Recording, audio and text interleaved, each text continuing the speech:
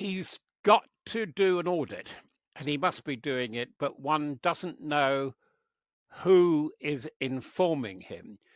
What is the value of the commitment of troops there? Really, how good is the ordnance, the logistics, the chain, the defense industrial aspect of it? It's going gangbusters. So much so that currently the Russian economy is assessed at being growing by 3%, but it's an artificial growth. It's based entirely on this ramping up of 40% of what public funding is going towards defense at the moment, and really that should produce a war machine which should utterly overwhelm Ukraine, and yet it's not working.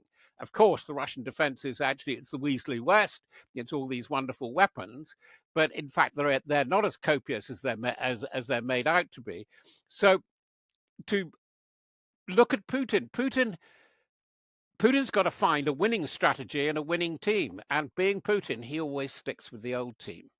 He's stuck with Gerasimov. Yep. And he's, even put his former bodyguard in charge of the counter operations in Kursk, Damyan and Alexei.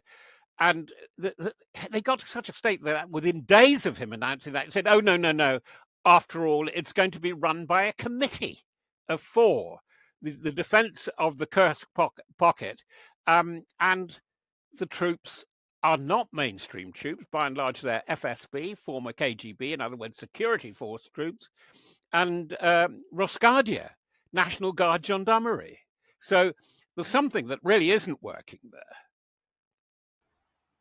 You write that if fighting continues at this rate till the end of the month, both sides risk running out of steam and resources, pointing what's going on in Donbass, but also what's going on in Kursk Oblast. And you point to splits in the leaderships of Kyiv and Moscow. What are those splits exactly? Well, the splits are roughly those that I've described. Putin is now, it's actually ready to sort of change the metaphor and make it easier. It's gangsters. It's a gangster war, because you get cliques, and you get, even in the Ukrainian forces, this is going on.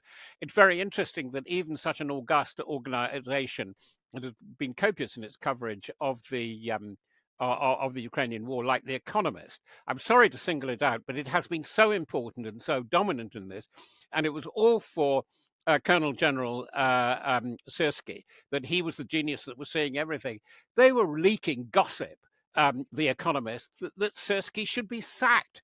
What is going on there? That in fact, it's very interesting, because I think of the genius of people like Budanov, that how Western media have got involved in the internal mind games of what is going on in this war. And I just have to say this because this is so important on what Syrsky and Budanov see as what went wrong last year. A hell of a lot went wrong. The summer offensive, which cost a lot, didn't come off. And they blame primarily this, that they blabbed, that they briefed the Western Allies leadership, and they leaked to their press, and their press said, "Oh, the attack is going to come on Kherson from the west of the front."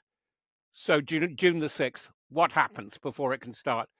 The Russians blow up the Kakhovka dam. And apart from the nuclear threat, which we should go into, which is enormous, it's the biggest ecological disaster in the area, in the region, since the Chernobyl meltdown of 1986.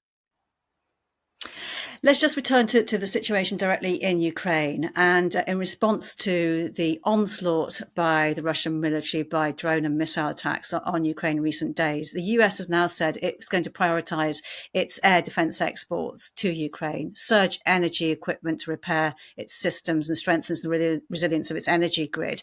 How effective is this part of the Russian campaign proving in driving Ukrainians from their homes or even out of the country? What I understand is that, of course, you can't have full air defense cover. When you think Ukraine is roughly the size of France plus half of Germany, it's an enormous territory. It would be the biggest country in Europe, save Russia, but a lot of Russia's bulk is actually in Asia, as you know. It is a very big country, therefore very difficult to defend. And yes, America would say this, but I think the real game that they've also got to match that with is strike into Russia, where I was looking up the figures just this morning again. Now there are hundreds of drones being launched each week into Russia from Ukraine. And if Ukraine can hang on, it's developing its own ballistic missiles, making them themselves. So Britain, America, and France don't have a say so whether you can use a long range weapon or not. By the way, I understand that they're being told, now you see me, now you don't, that more or less they're being permitted to use Scalp, better known to us as Storm Shadow, into Russian territory. So okay. First, a couple of things to unpick there. It's test fired. Ukraine's test fired its own ballistic missile. It's going to be a while potentially, isn't it, before it actually has it and it Never can say use. that about Ukraine. Never say that about Yeah, that's Ukraine. true. Look at the innovation. Do you remember the Bayraktar T2, the Whiz Turkish drone?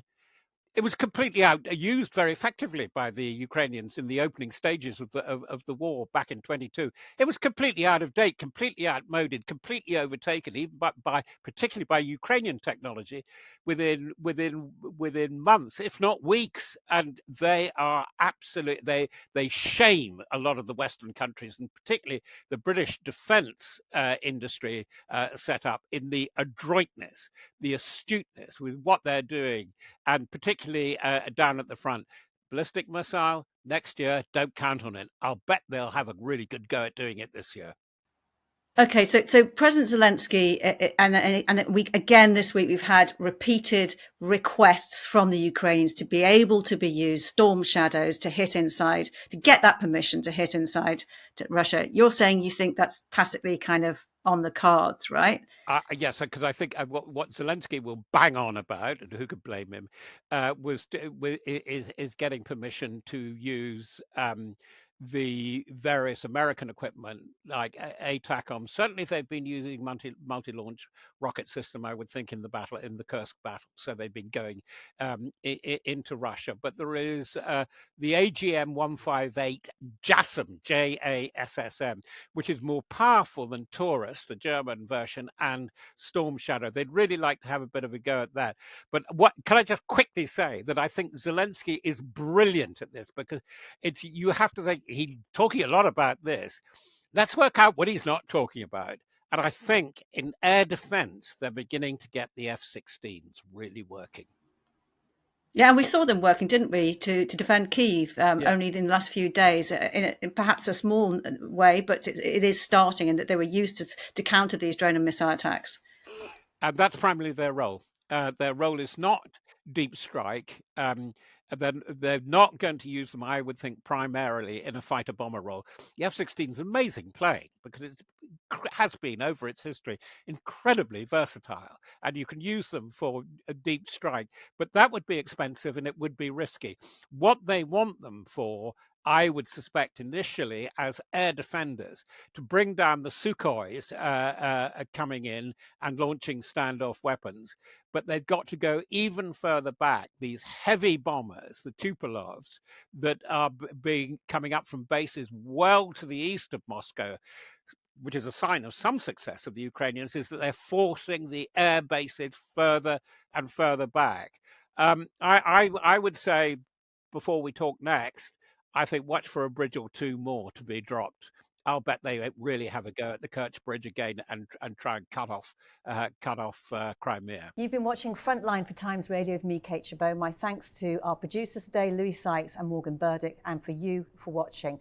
If you'd like to support us, you can subscribe now, or you can listen to Times Radio for the latest news and in-depth analysis, or go to thetimes.co.uk. For now, though, thanks for watching. Bye-bye.